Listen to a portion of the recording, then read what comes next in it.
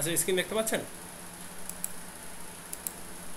Screen দেখা যাচ্ছে, ঠিক আছে, জি দেখা যাচ্ছে। আচ্ছা ঠিক আছে, এই ট্যাবসে আমাদের এই ফাইলটাকে আমরা আবার একটু রান করি, মানে আমরা একটু অ্যানালাইসিস দিই, অ্যানালাইসিসটা কেটে গেছিলো, অ্যানালাইসিস দিই, অ্যানালাইসিসের ডাটার উপর ডিপেন্ড করে আমরা ফাউন্ডেশন ডিজাইন করবো। তো ফাউন্ডেশন ডিজাইনে যদি শ্যালো ফাউন্ডেশন ডিজাইনটা মূলত ছোটোখাটো বিল্ডিংয়ের ক্ষেত্রে হয় 3-4 তলা পর্যন্ত হয়। 4 তলার ক্ষেত্রে যদি মাটি খুবই খারাপ থাকে তখন হয়তো বা পাইলের কথা চিন্তা করা লাগতে পারে, ওই স্যান্ড পাইল নাইলে প্রিকাস্ট পাইল নাইলে C2 পাইলও লাগতে পারে, বিল্ডিংয়ের আকার এবং লোডের উপর ডিপেন্ড করে। তো এগুলা হচ্ছে আপনি ক্লায়েন্টের ডিমান্ড, তারপর হচ্ছে কি আপনার কন্ডিশন সব কিছু বুঝেই আর কি আপনাকে কিন্তু সিদ্ধান্ত নিতে হবে ফাউন্ডেশনের উপর। ফাউন্ডেশনটা কিন্তু খুবই গুরুত্বপূর্ণ একটা জিনিস, মানে এইটার উপর সিদ্ধান্তটা নেওয়াটা হচ্ছে মেইন ব্যাপার, যে আপনি কি সিদ্ধান্ত নিচ্ছেন। এখন আপনার সিদ্ধান্তের উপর ডিপেন্ড করে কিন্তু আসলে ফাউন্ডেশনটা ডিজাইন করবে। ক্লায়েন্ট কিন্তু অনেক কথাই বলবে যে ভাই আমারে 6 তলা বিল্ডিং নর্মাল ফুটিং দিয়ে করে দেওয়া যায় না। তো আপনার কিন্তু চিন্তা করতে হবে আপনার রেপুটেশনের কথা। এখন আপনার 6 তলা বিল্ডিং 7 তলা বিল্ডিং পাইল ফাউন্ডেশন দিয়ে যদি ডিজাইন পাইল ফাউন্ডেশন দিয়ে যে ডিজাইন করতে হবে এইটার আগে আসলে আপনার কার্যকারিতা বুঝতে হবে যে আসলে আপনার যদি পাইল না দিয়ে ডিজাইন করেন তাইলে কি হবে কি না। এখন পাইল দিয়া হচ্ছে না, আপনি আপনার পাইল দিয়া পাইল লাগতেছে, এখন আপনি যদি ফাউন্ডেশন শ্যালো ফাউন্ডেশন দেন ক্লায়েন্টকে খুশি করার জন্য, সেটা কিন্তু ভবিষ্যতে আপনারই সমস্যা। ঠিক আছে, তো অ্যানালাইসিস হয়েছে, আমরা এখন কংক্রিট ফ্রেম ডিজাইনে ক্লিক করে দিই। এটা হচ্ছে কথা। তো ক্লায়েন্ট চাইলেই যে করা যাবে এমন না, আপনার বুঝতে হবে যে আপনি কতটুকু পর্যন্ত আপনি যেতে পারেন, মানে কতটুকু পর্যন্ত আপনি আপনার সেফটি ধরে রাখতে পারেন। যখন দেখবেন যে আপনার আর হচ্ছে না, আপনার লিমিট ক্রস করে গেছে, তখন কিন্তু আপনাকে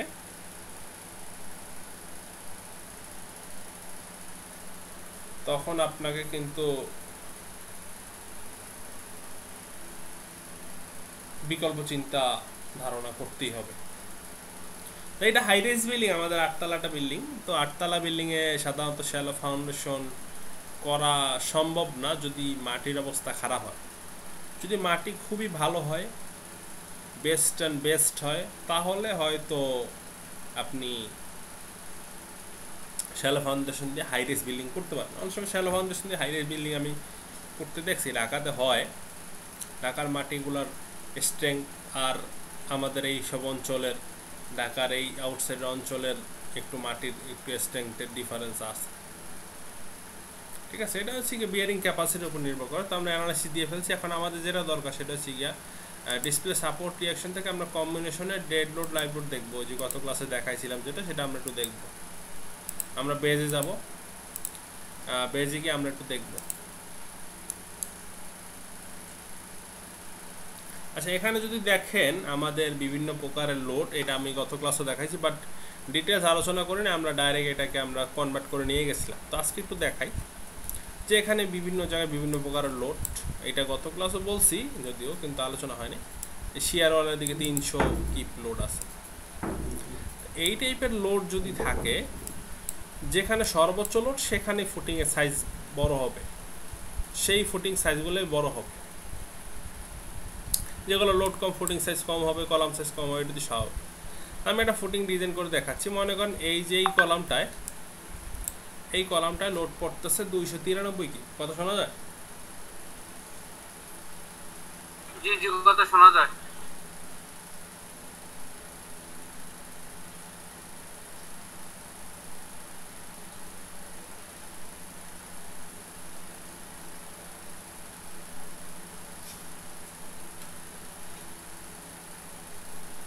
আচ্ছা ঠিক আছে,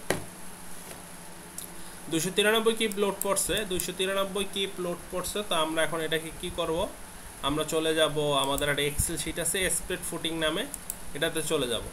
তো 293 কিপ লোড করছে ডেড লোড এবং লাইভ লোড মিলেইয়া। এখন আমাদের শুধুমাত্র ডেড লোড কত আছে এবং লাইভ লোড কত আছে দুইটাকে ভিন্ন ভিন্ন একটু দেখতে চাইলে আমাদের এই ডিসপ্লে সাপোর্ট রিঅ্যাকশনে গিয়ে আমরা চলে যাব, এখান থেকে আমরা অল ডেডে চলে যাব, all dead load apply okay চলে যাব। অল ডেডে দেখলাম হচ্ছে গিয়া 245 কিপ লোড আসতেছে, তা আমরা এখানে 245 কিপ লোড দিয়ে দিলাম।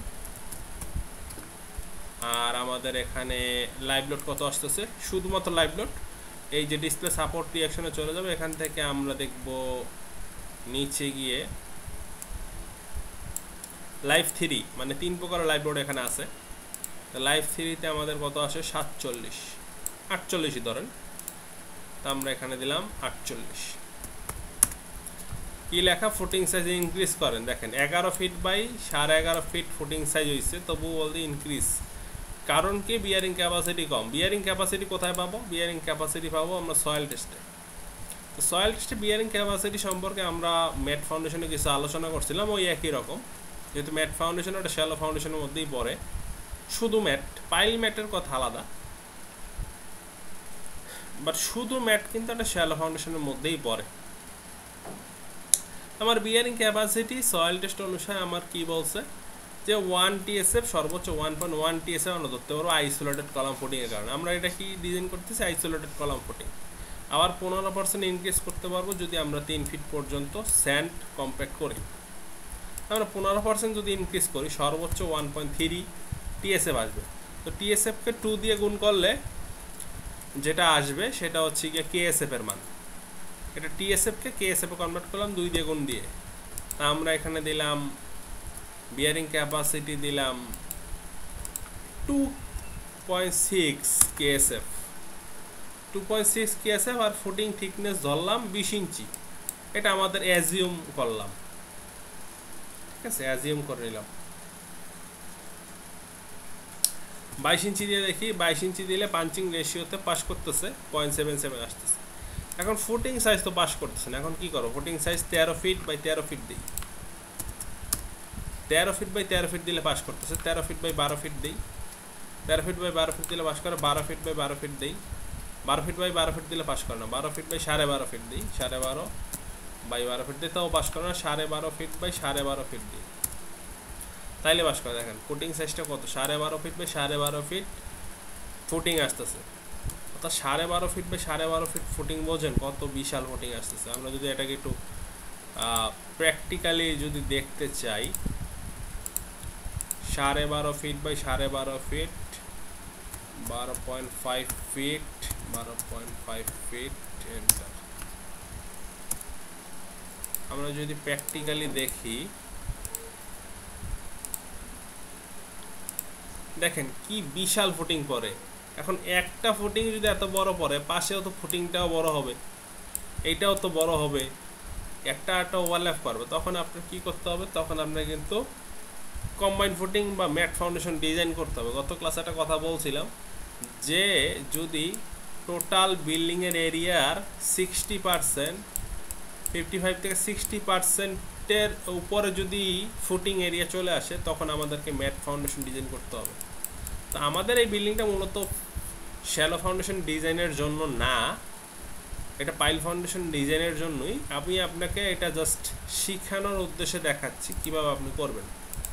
তো যে কোনো ফাউন্ডেশন ডিজাইন, মানে শ্যালো ফাউন্ডেশন ডিজাইনের জন্য প্রথম বিয়ারিং ক্যাপাসিটি দিতে হবে সয়েল টেস্ট থেকে, তারপরে থিকনেস একটা আপনি দিয়ে দেখবেন পাঞ্চিং রেশিও ঠিক আছে কিনা, তারপরে ডেড লোড লাইভ লোড আলাদা করে দেবেন। এরপরে ফুটিংটা আপনি একটা কি করে দেখবেন, ফুটিংটা একটা ট্রায়াল দিয়ে দেখবেন লোডের উপরে। এখন বিয়ারিং ক্যাপাসিটি যদি ভালো মাটি হইতো, বিয়ারিং ক্যাপাসিটি হইতো মিনিমাম 8 KSF হইতো, 8 KSF হইতো, তখন ফুটিং সাইজ কত আসে দেখেন, 8 ফিট বাই 8 ফিট দিই, 8 ফিট বাই 8 ফিটে পাস করতেছে, দেখছেন।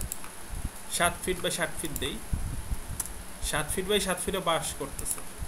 6 ফিট বাই 6 ফিট দিই, 6 ফিট বাই 6 ফিটে পাস করে না। 6.5 ফিট বাই 6.5 ফিট দিই, 6.5 ফিট বাই 6.5 ফিট দিই, তখন দেখেন তখনও পাস করতেছে, দেখছেন। ফুটিং থিকনেস 18 ইঞ্চি দিয়ে দেখি, 18 ইঞ্চিতে পাস করে না, 20 ইঞ্চি দিতে হবে, 20 ইঞ্চি দিলে পাস হয়ে যাচ্ছে। দেখেন মাটির বিয়ারিং ক্যাপাসিটি ভালো হয়েছে, ফুটিং সাইজ কতটা কমে গেছে, 6 ফিট কমে গেছে। তো 6 ফিট কমে গেলে 6 ফিটের যদি এটা করতাম,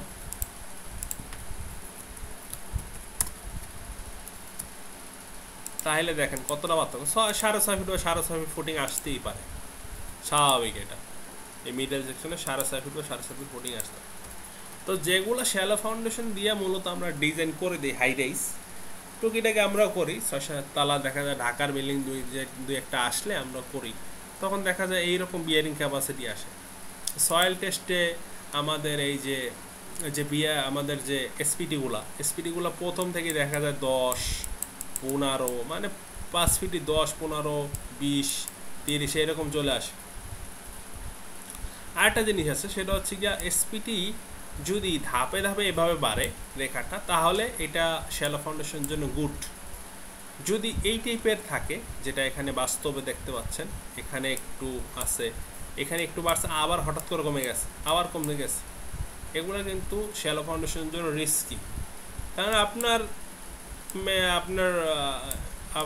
হচ্ছে গিয়ে কী করলেন, আপনি বেসটা করলেন, বেসটা করার পরে এটা যখন মাটির একটা লেয়ার পর্যন্ত আপনি মনে করেন 10 ফিট কাটলেন, মাটি 10 ফিট পর্যন্ত মোটামুটি ভালো, কিন্তু 10 ফিটের পরে তো আবার খারাপ। তো এই টাইপের ফাউন্ডেশনের সেটেলমেন্ট হয়ে যাওয়ার সম্ভাবনা থাকে। যদি ছোটোখাটো 2-3 তালা বিল্ডিং করেন, সেই ক্ষেত্রে রিস্ক নেই, কারণ হচ্ছে এখানে 2-3 তালা বিল্ডিংয়ের লোডও তো কম আসবে। বাট হাই রাইজ বিল্ডিংয়ের ক্ষেত্রে কিন্তু দেখা যায় যে আপনি জোর করে করলেন, বাট এইটা কিন্তু সেটেলমেন্ট হয়ে যাবে, বিল্ডিং কিন্তু হেলে পড়বে। একটু যে রিমার্কটা দিয়ে রাখছে যে UD1 7 ফিট থেকে 8.5 ফিট, এই জিনিসটা কি বুঝাইছে? সাইডে রিমার্ক কোনটা এটা? হ্যাঁ, এটা একটা ওয়াটার লেভেল বোঝাইছে, বুঝছেন? এখন আমি সয়েল টেস্টের বিষয়ে একটু ক্লিয়ার হই।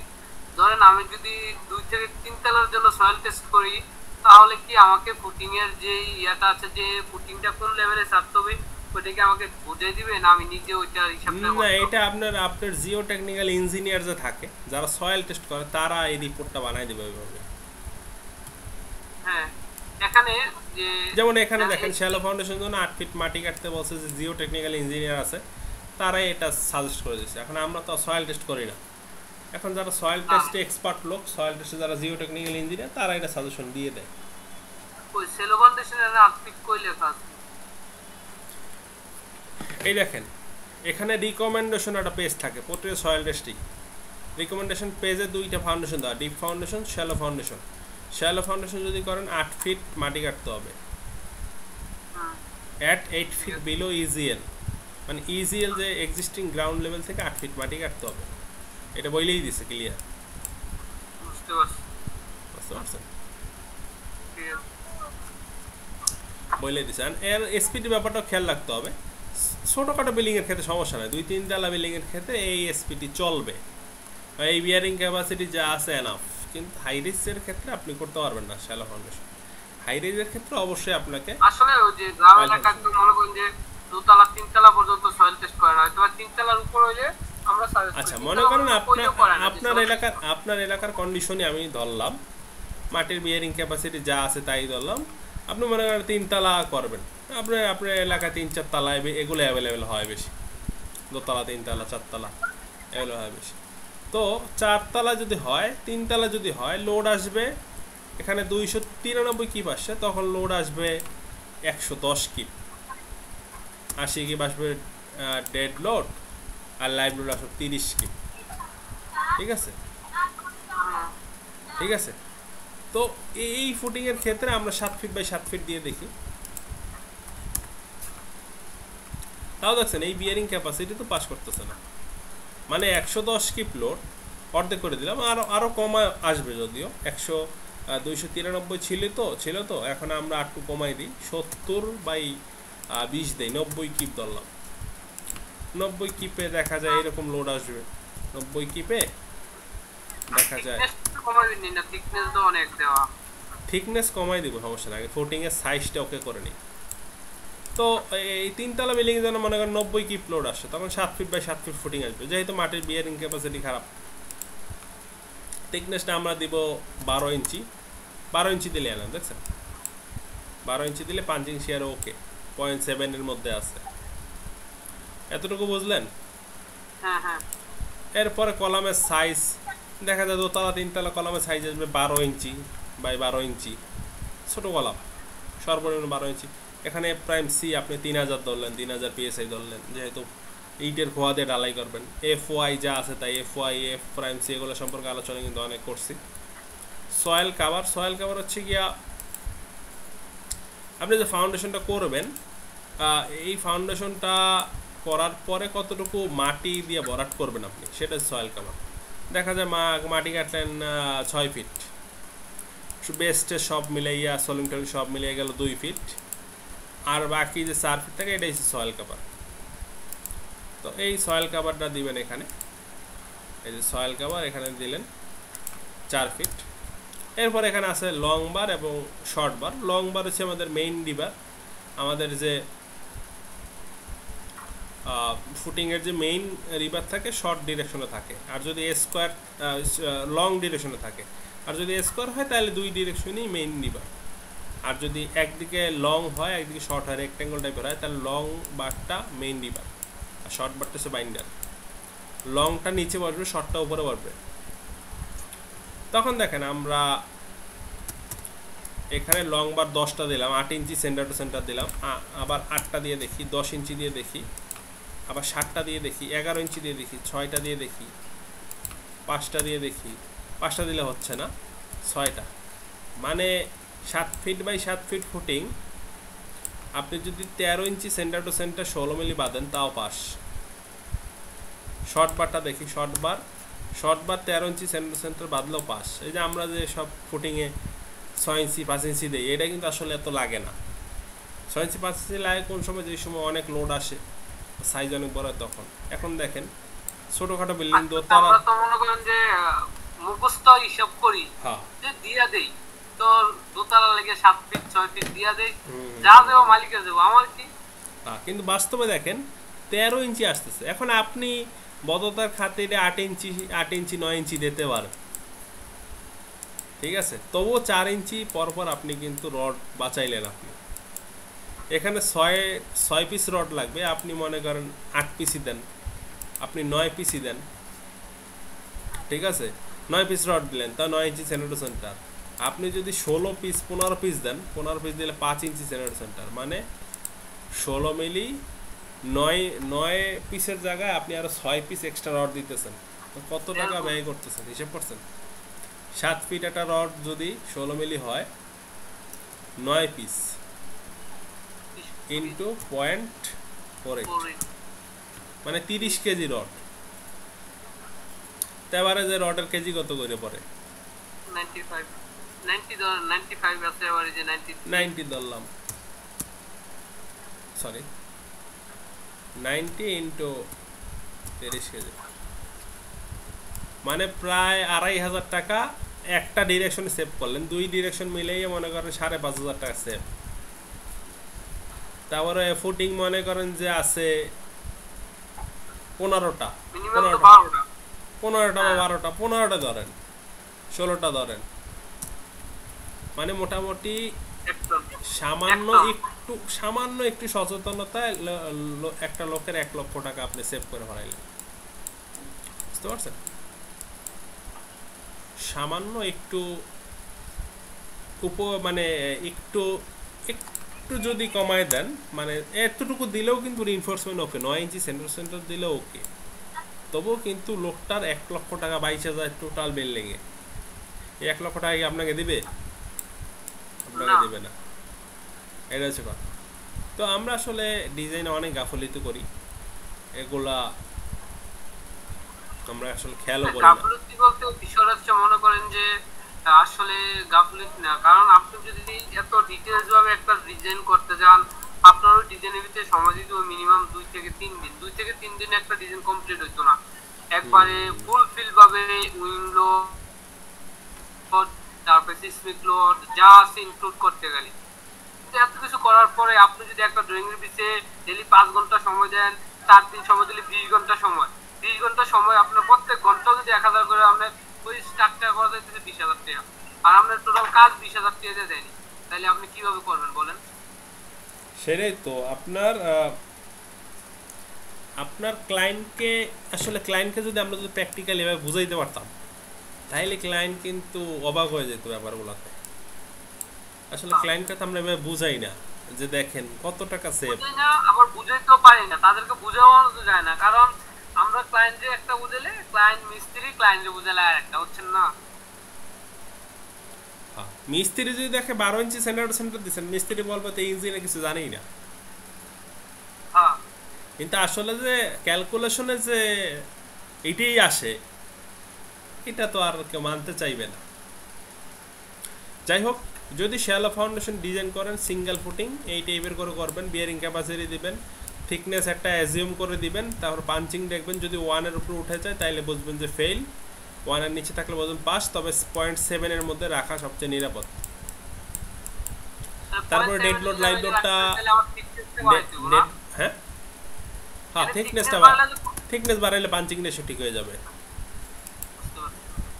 আচ্ছা, যে মনে করেন আমি তো ডিটেলস শিখতেছি এখন, শর্টকাট মনে করেন যে এই তো ডিটেলস না করে শর্ট কিভাবে ডিজাইনটা করা যায়, মনে করেন যে এটা তো হিউজ পরিমাণ সময় লাগবে আমি যখন একটা ডিজাইন এত ভাবে করতে গেলে। এখন আমি যদি শর্টকাটে করতে যাই তখন আমাকে কি পদ্ধতি অবলম্বন করতে হয় বা কি এগুলো একদম শর্টকাট কোনো পদ্ধতি নাই।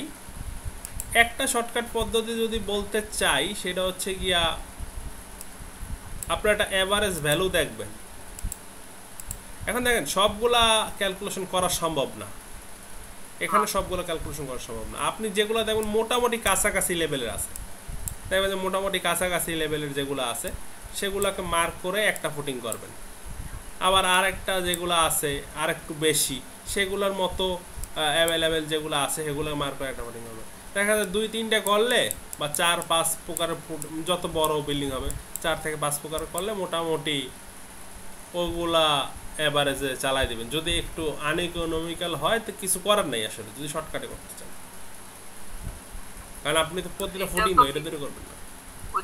ওইটা হচ্ছে আমরা যেই ইয়েগুলো অবলম্বন করে আছি, এই যে মনে করেন যে ফার্স্ট থেকে লাস্ট পর্যন্ত আমরা যতগুলো করে আছি, যে আপনি একদিন বলছিলেন যে আমরা 17টা ক্লাসে চাইলে 12টা ক্লাসে শেষ করতে পারি, তো ওইখানে কি আমার যে জিনিসগুলো যে ইনপুট করার দরকার তাহলে তো আমার প্রত্যেকটা জিনিস ইনপুট করতে হবে, দোতলা হোক 3তলা হোক, তার জন্য আপনি উইন লোড আর্টকক লোড বাদ দিয়ে করেন, ডেড লোড দিয়ে লাইভ লোড দিয়ে করেন।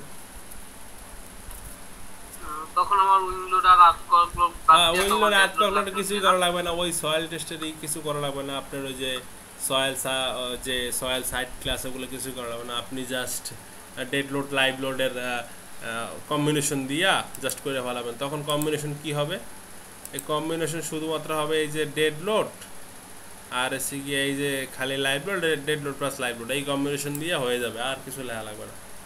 কিন্তু ওই লোডগুলো অ্যাপ্লাই করতে হবে, ডেড লোড লাইভ লোডটা অ্যাপ্লাই করতে হবে, উইন লোডটা আর্টকক লোডটা দেওয়া লাগবে না, উইন লোড আর্টকক লোড দেওয়া লাগবে না, জাস্ট ডেড লোড লাইভ লোডটা দিবেন। ডেড লোড লাইভ লোডটা দিয়ে এই ডাটাটা নেবেন, ডাটাটা নিয়ে শর্টকাটে করবেন। ছোটোখাটো বিল্ডিংয়ের ক্ষেত্রে ছোটোখাটো বিল্ডিংয়ের ক্ষেত্রে উইন লোড আর্টকক লোডটা স্কেপ করে যাবেন। মানে এটা আসলে এটা বলার তো আসলে ভুল আমার, বাট আপনি যেহেতু শর্টকাট জানতে চাইছেন আপনি চাইলে পারেন, এইটা করতে পারেন।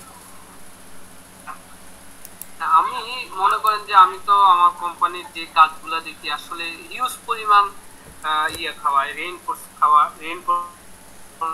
আমার ডিজাইন করে একটা ম্যাম, ওয়েটারের ম্যাম, এত হিউজ পরিমাণ দেয়। আমি আসলে যদিও আমি এর আগে ডিজাইন করি নাই বা এই প্রথম ডিজাইনের কোর্স করতেছি, কিন্তু আমার কাছে হিউজ পরিমাণ মনে হয়। এখন সরকারি প্রজেক্ট অনেক সময় হিউজ পরিমাণ দেয় কিছু চুরি করার জন্য, হিউজ পরিমাণ না দিলে চুরি করলে চুরির সেফটি তো রাখতে হবে না। না, চুরি ঠিক আছে, কিন্তু আমার প্রজেক্টগুলোতে তো চুরি করার কোনো ইয়া নাই, বুঝতে পারছেন? চুরি করার মতো কোনো আমি যদি বলি হ্যাঁ ওইটা ওনারা আসলে রিয়েল ডিজাইন করে না তো, ছাপাই দিয়ে দেয় সবসময় রিয়েল না। আবার এখানে সমস্যা আছে তো, আমরাগুলো তো মনে করেন যে বিভিন্ন কনসালটেন্ট আছে তো একজনের তার একজনকে দেয় দিয়ে চেক করে, এখন এগুলা কি করে বা না করে আমি এই জিনিসগুলো এখন আদৌ সেফটি ফ্যাক্টর কিছু ধরে, কিন্তু একটু অতিরিক্ত ওভার ডিজাইনই করে, বুঝতে পারছেন? কোনো রিস্ক নিতে চায় না তারা, কারণ দেখা যায় ম্যাটেরিয়াল যা তারা দিল সেটা হইল না। যেমন এই যে কংক্রিট রেস্ট্যাংটা ঠিক থাকলো না, রিভার রেস্ট্যাংটা ঠিক থাকলো না, এই জন্য অনেক সেফটি ধরে কাজ করে। কারণ আমি যদি এখানে 60 গ্রেড ধরি তাইলে কিন্তু আবার অন্যরকম আসবে। আবার যদি 40 গ্রেড ধরি 40,000 PSI তাইলে কিন্তু আবার আরেক রকম আসবে, বুঝলেন না? তো ওই সমস্ত চিন্তা ভাবনা করেই আসলে তারা এটা করে।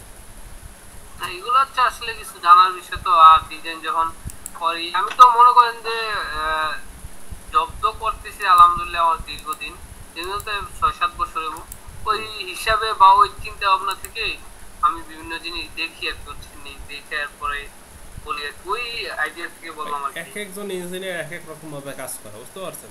এক একের কাজ এক এক রকম।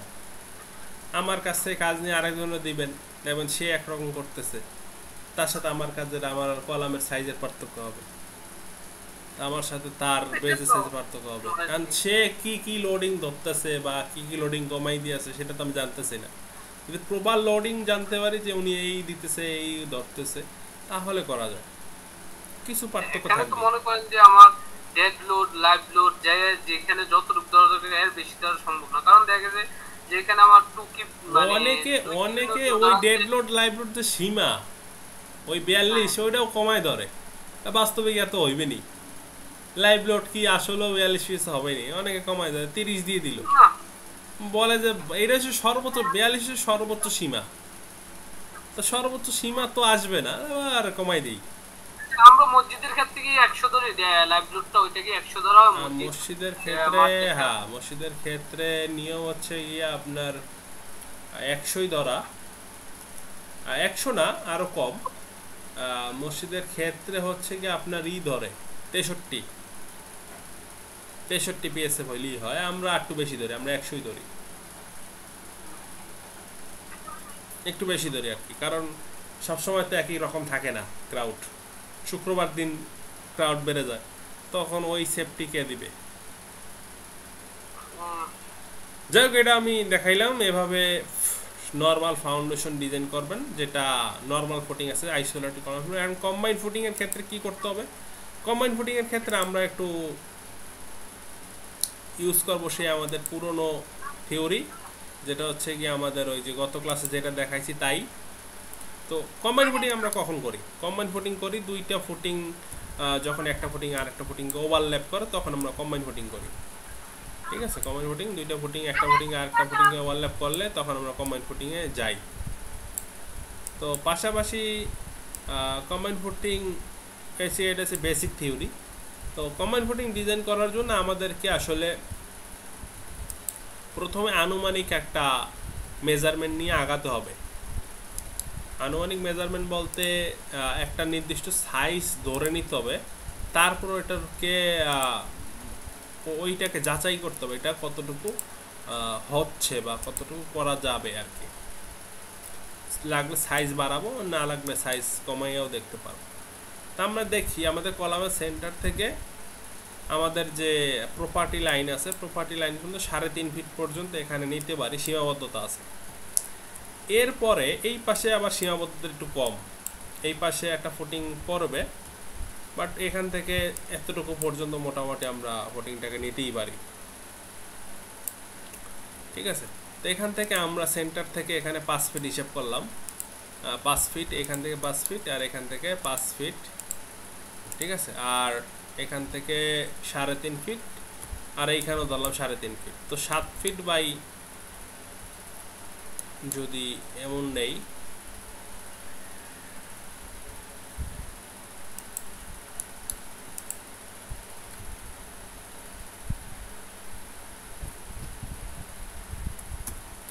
সাত ফিট বাই 15 ফিট আগে নেই একটা ফুটিং, ঠিক আছে?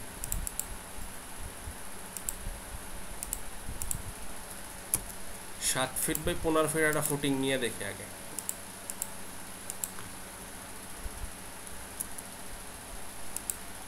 সেন্টারে বসাই আমরা এটাকে,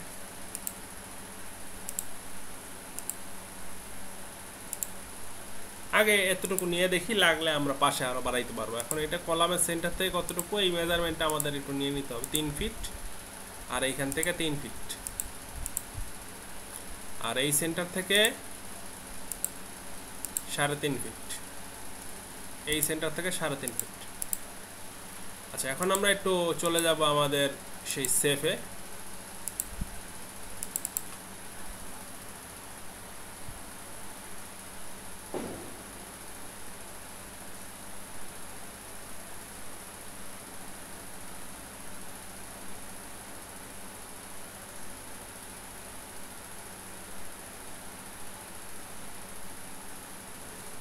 জেভিকে ফাইলে গিয়ে ওপেন করবো আমরা। ওই যে গত ক্লাসে যে আমরা লোডের ডাটাগুলো আনছিলাম অনেকগুলা, সেগুলা আমরা ফাইলটা ওপেন করতেছি।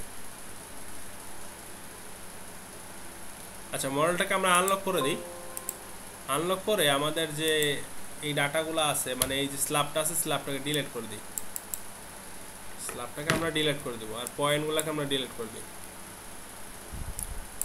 এখন এখানে আমাদের সব লোডিং এর মান আছে, তা আমাদের এখানে একটা কম্বাইন ফুটিং করবো আমরা। কম্বাইন ফুটিং করার জন্য আমাদের দেখেন ডিফাইনিং এ ম্যাটেরিয়ালস, এগুলো কিন্তু গত ক্লাসে যা দেখাইছি তাই, কোনো চেঞ্জ নাই। তারপর এখানে গত ক্লাসে কিছু রিইনফোর্সিং রিবার, এটা যা দেখাইছি তাই, কোনো চেঞ্জ নাই। সয়েল সাবগ্রেড প্রপার্টিস গত ক্লাসে যেমন দেখাইছি ওইভাবেই করতে হবে। এটা কিন্তু সাবগ্রেড প্রপার্টিস এইভাবে অ্যাপ্লাই করতে হবে। গত ক্লাসেরগুলো কিন্তু আর কিন্তু ব্যাখ্যা করলাম না, কারণ গত ক্লাসে এগুলো ফেলাইছি। এখানে এটা বিয়ারিং ক্যাপাসিটির জন্য সয়েল সাবগ্রেড প্রপার্টিসে এটা কিন্তু আপনার লাগবে, আর ব্যাখ্যা করলাম না। এখন যেটা লাগবে সে ড্রয়িং করা লাগবে। আর এখান থেকে স্ল্যাব প্রপার্টিস থেকে একটু চেঞ্জ করতে হবে, এটাকে আমরা মডিফাইতে যাব। এখানে আমরা লিখলাম কম্বাইন, কম লিখলাম, আর এটা টাইপ হবে ফুটিং,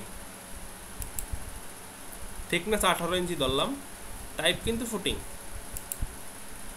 ওকে, আগে ছিল ম্যাট, এখন দিলাম ফুটিং, ঠিক আছে।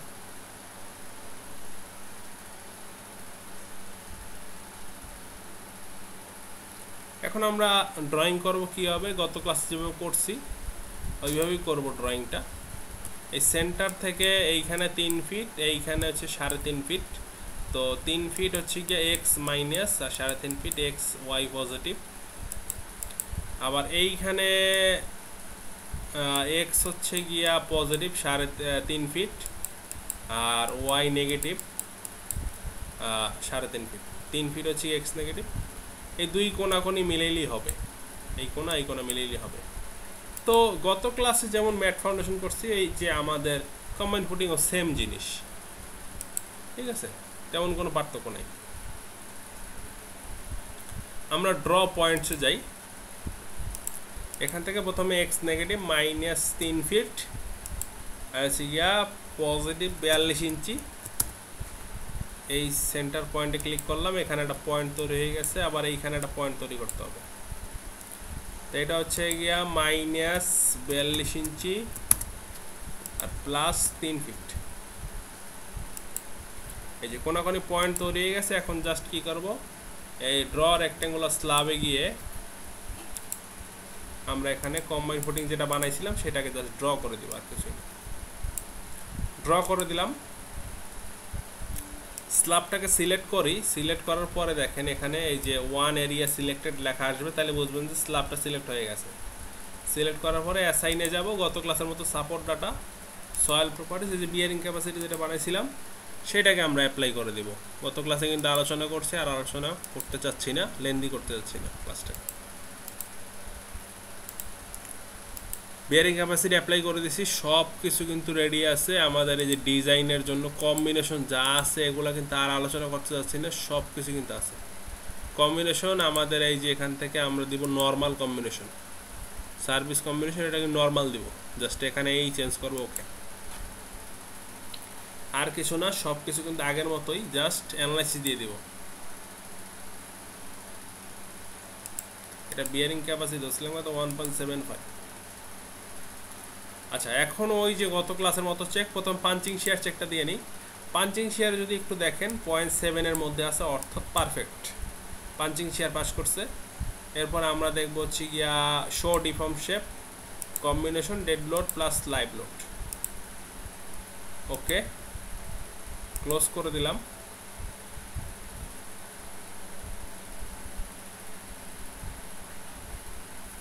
তা আমরা বিভিন্ন পয়েন্টগুলোতে একটু ধরে দেখি কতটুকু আমাদের আসছে, সেটেলমেন্ট আসছে। তো সেটেলমেন্ট আসছে আমাদের সর্বোচ্চ আসছে -1.13। তা আমাদের রেঞ্জ আছে কত 1.97। যাই হোক, তাইলে আমাদের এটা ফেল করে নাই। এখন আমাদের দেখতে হবে হচ্ছে গিয়ে শো রিয়াকশন ফোর্সেস, এটা গুরুত্বপূর্ণ। সয়েল প্রেশারের জন্য দেখবো আমরা, এটা অ্যাপ্লাই দিয়ে দিলাম, ক্লোজ। তো সর্বোচ্চ ডাটা আসছে এই পয়েন্টে, এই যে বেগুনি পয়েন্টে, এখানে কত আসছে 5571। মানে এই পয়েন্ট আমাদের ফেল করতেছে। ফেল করতেছে কি বলবো, আমাদের রেঞ্জ আছে 3857, আমাদের এটা ফেল করতেছে। ঠিক আছে, ফেল করতেছে। এখন আমাদের কি করতে হবে, তাহলে এই বরাবর একটু বাড়ায় দেখি। তা আমরা এটাকে আনলক করলাম, আনলক করে আমরা এটাকে এই পাশের দুইটা পয়েন্টকে সিলেক্ট করলাম। সিলেক্ট করে আমরা একটু ইডেটে যাবো, ইডেটে গিয়ে মুভে যাব। মুভটা গেল কোথায়, এই যে move line and radius. Move আমরা হচ্ছে গিয়া এক্স ডিরেকশনে আমরা মুভ করব, মনে করেন যে 2 ফিট। এক্সে মুভ করলাম আমরা 2 ফিট। তো 2 ফিট এটা বড় হয়ে গেছে এই পাশে। তা আমরা আবার একটা অ্যানালাইসিস দিয়ে দেখি, শো আনডিফর্ম শেপে দেখি, সরি রিয়াকশন ফোর্সেস দেখি। Dead load plus live load combination আর সয়েল প্রেশার যা আছে তাই অ্যাপ্লাই দিয়ে দেখি। আচ্ছা, এখন দেখেন এই পয়েন্টে বাড়ানোর পরে আবার এই পয়েন্টে গিয়ে আবার ফেল করতেছে। দেখছেন, এই পয়েন্টে গিয়ে আবার ফেল করতেছে। তখন কি করতে হবে, আমাদের দুই দিকে সমানভাবে বাড়াতে হবে। আমরা এটাকে আনলক করলাম, তাহলে এই পাশেও আমরা বাড়াবো। ইডেটে যাই, মুভে যাই, এখানেও -2 ফিট। মানে এই পাশে এইদিকে এই ডিরেকশনে 2 ফিট বাড়াইলাম, এই ডিরেকশনে 2 ফিট তো বাড়াইছি আগে। দুই দিকে সমানভাবে বাড়াইলাম ফুটিংয়ের সাইজটা। আবার অ্যানালাইসিস দিলাম, আবার শো রিয়াকশন ফোর্সেসে যাই, সয়েল প্রেশার যা আছে তাই, ক্লোজ। এখন দেখি ফেল করে কিনা। এখন এই পয়েন্টে কিছুটা ফেল করতেছে, এই পয়েন্টে ফেল করতেছে। আমাদের বিয়ারিং ক্যাপাসিটি কত আছে 3857। এখন এটা ফেল করবেই, কারণ হচ্ছে বিয়ারিং ক্যাপাসিটি কম, লোডের মান অনেক বেশি, এটা ফেল করবে, এটা স্বাভাবিক। কারণ 8 তলা বিল্ডিংয়ের জন্য কম্বাইন ফুটিংয়ে তো আর হবে না। আমি আপনাকে বেসিক ধারণা দিচ্ছি, আমরা একটু বাড়াই দেখতে পারি। থিকনেসটা বাড়ানো, তাহলে কি না, থিকনেস বাড়াইলাম, থিকনেসের কারণে কোনো নাই না। থিকনেস আমি বাড়াই, থিকনেসের কারণে কিছু অনেক সময় হয়, বাট খুব একটা আমার বেনিফিট নেই। 20 ইঞ্চি থিকনেস দিয়ে দিই, 20 ইঞ্চি থিকনেস দিলাম। আর এখানে আমরা এটাকে আবার একটু মুভ করি, 1.5 ফিটের মতো মুভ করি, 1.5। ওকে, আর এইটাকে আমরা সিলেক্ট করে ইডেটে গিয়ে মুভ করি -1.5। ওকে, দুই দিক 1.5 ফিট বাড়াইছিলাম, এইদিকে বাড়ানো সম্ভব না, কারণ এদিকে প্রপার্টি লাইনে একটু পর্যন্তই। আবার অ্যানালাইসিস দিয়ে দেখি, অনেক সময় দেখা যায় বাড়াইলেও ফেল করে যায়, বাড়াইলেও একটা পয়েন্টে গিয়ে ফেল করে যায়। এখন আমরা দেখি সয়েল প্রেশারস। ওকে, এখন দেখেন এই পয়েন্টে 4080 আসতেছে, মানে মোটামুটি কাছাকাছি আমরা চলে আসছি, বুঝতে পারছেন? চলে আসছি 3857, আর ওখানে 4000 আসছে। তো আমাদের সাইজটা ছিল কত 15 ফিট, পাশে তো 7 ফিট আছে, 7 ফিটই। তো এদিকে 2 ফিট 2 ফিট 4 ফিট বাড়াইলাম, 4 ফিট, আর হচ্ছে 1.5 ফিট 1.5 ফিট 3 ফিট বাড়াইলাম, 3 ফিট। তো 4 ফিট আর 3 ফিট 7 ফিট, আর 15 ফিট 22 ফিট হয়ে গেছে। তাইলে এখন ফুটিং সাইজটা আমাদের ফাইনাল ফুটিং সাইজটা কি দাঁড়াইলো 22 ফিট। ঠিক আছে, ফুটিং সাইজটা দাঁড়াইলো 22 ফিট। মানে ফুটিংটা হবে এখন এই রকমের,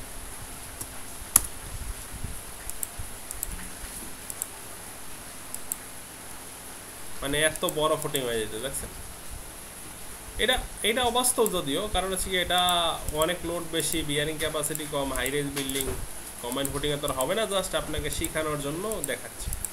যখন আপনি 3-4 তলার জন্য করবেন তখন কিন্তু ইজিলি পাস করে যাবে। যাই হোক, এই দেখেন কম্বাইন্ড ফুটিংয়ের সাইজটা ফাইনালি দাঁড়াইলো কি 22 ফিট বাই 7 ফিটে।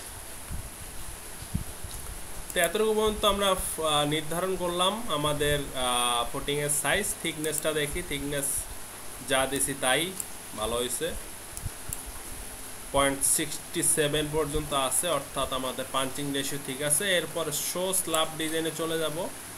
আর কম্বাইন্ড ফুটিং কিন্তু ডাবল লেয়ার ইনফোর্সমেন্ট হবে। এরপরে স্টিপ বেস ইম্পোজ রিইনফোর্সিং, এটা কিন্তু অনেক আগেই দেখাইছি গত ক্লাসেই, সরি স্টিপ বেসটা তো এই যে ফাইনাইট এলিমেন্ট বেস যা আছে তাই। তো গত ক্লাসের মতোই প্রথমে হচ্ছে bottom river direction 1। Bottom river direction 1 যেহেতু বটমে আমরা 8 ইঞ্চি দিয়ে দেখি, প্রথমে 16 মিলি 8 ইঞ্চি দিয়ে দেখি।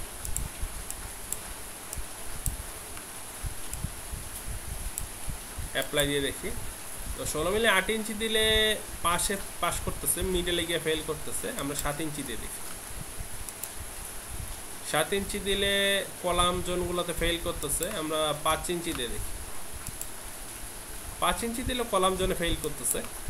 4 ইঞ্চি দিয়ে দেখি, 4 ইঞ্চি দিলে কলাম জোনে ফেল করতেছে। কলাম জোনগুলোতে আমরা 20 মিলি দিয়ে 20 মিলি আমরা 6 ইঞ্চি দিয়ে দেখি, 20 মিলি 6 ইঞ্চি হচ্ছে না, 5 ইঞ্চি দিয়ে দেখি। 20 মিলি 5 ইঞ্চি দিলে ওকে। আর যেখানে যা আছে খুবই সামান্য, খুবই সামান্য, 0.00028, মানে এটা ইগনোরেবল। 0.0 পরে যদি থাকে তাহলে কতটুক পর্যন্ত কনসিডার করতে পারে। এটার 0-র পরে আর একটা 0 আছে, মানে পয়েন্টের পরে একটা 0, তারপরে একটা সংখ্যা, তাই একটু কনসিডার করা যাবে। তো 20 milli 5 inch centre to centre. আর ডিরেকশন টু টপ রিভার, যেটা কম্বাইন্ড ফুটিংয়ে অবশ্যই আপনারা মেইন বার হচ্ছে শর্ট ডিরেকশনে হবে, আর টপ রিভারটা লং ডিরেকশনে। টপ রিভার দেখেন 16 মিলি 5 ইঞ্চি দিলে ওকে, দেখছেন? 16 মিলি 5 ইঞ্চি দিলে ওকে। আচ্ছা, এটা গেল। এরপরে ডিরেকশন 2, এটা হচ্ছে নিচের লেয়ারটা হইল। এরপরে উপরে আর একটা লেয়ার হবে, ডাবল লেয়ার, অবশ্যই ডাবল লেয়ার হবে কিন্তু কম্বাইন্ড ফুটিংয়ের ক্ষেত্রে। নিচে যেটা বটম লেয়ার মানে শর্ট ডিরেকশন, সেটা কিন্তু উপরে চলে যাবে, অর্থাৎ শর্ট ডিরেকশন উপরে, লং নিচে। আর ডিরেকশন 2 বটম রিভার হচ্ছে লং ডিরেকশনে। তো বটম 16 মিলি 5 ইঞ্চি দিয়ে দেখি। দেখেন বটমে আমরা যে টপ রিভার কিন্তু কমে গেছে, বটমে লাগতেছে বেশি। টপ রিভারে 16 মিলি 5 ইঞ্চি দিলে ওকে। 16 মিলি 6 ইঞ্চি দিয়ে দেখি। 6 ইঞ্চি দিলে সামান্য রিইনফোর্সমেন্ট লাগে, চাইলে ইগনোর করতে পারেন। 0-র পরে 4, মানে কম, খুবই কম, চাইলে ইগনোর করতে পারেন, সমস্যা নেই। ডিরেকশন 2 টপ রিভার দেখি। টপ রিভার 16 মিলি 5 ইঞ্চি দিলে ওকে। 6 ইঞ্চি দিয়ে দেখি, 6 ইঞ্চি দিলে ওকে। 7 ইঞ্চি দিয়ে দেখি, 7 ইঞ্চি দিলে ওকে। 8 ইঞ্চি দেই, 8 ইঞ্চি দিলে ওকে। 10 ইঞ্চি দেই, 10 ইঞ্চি দিলে সামান্য রিইনফোর্সমেন্ট লাগে। 9 ইঞ্চি দিলে মনে হয় লাগবে না, 9 ইঞ্চি দিলে একদমই নাই হয়ে যাবে, 9 ইঞ্চি দিলে এনাফ। বুঝতে পারছেন? ডিজাইন কিন্তু কমপ্লিট। নিচেরটা হচ্ছে গিয়ে 5 ইঞ্চি, 20 মিলি 5 ইঞ্চি সেন্টার সেন্টার, আর 16 মিলি 6 ইঞ্চি।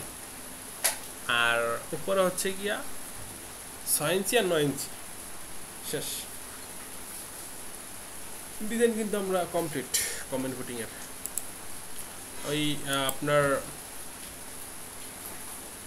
ম্যাট ফাউন্ডেশনের মতোই, জাস্ট ওখানে ফুটিংটা সিলেক্ট করে দেবেন। আর বিয়ারিং ক্যাপাসিটি যা আছে গত ক্লাসের মতো, প্রথমে যে বেসিক কাজগুলো সব কিছু কিন্তু একই রকম। আর যেই চেক দিতে বলছে ওই চেকগুলো একটু দিবেন, মোটামুটি কাছাকাছি লেভেলে আসলে সেই ক্ষেত্রে আপনি কনসিডার করতে পারেন। ছোটোখাটো বিল্ডিংয়ের 3-তলা 4-তলা ক্ষেত্রে করেন, 4-তলা ক্ষেত্রে কম্বাইন্ড ফুটিং করেন, আশা করি এখানে আর কোনো ফেল করেন, পাস করে দেবে, কারণ লোড কম হলে এমনি পাস করবে। এখানে 8-তলা বিল্ডিংয়ের জন্য কম্বাইন্ড ফুটিং তো হয় না সাধারণত, আমরা তো জোর করে করছি। এজন্য সাইজটা বড় আসছে। যাই হোক, এটা দেখেন। আর আজকে ক্লাসটা তাহলে এখানেই সমাপ্ত। আগামী ক্লাসে, নেক্সট ক্লাসে আমরা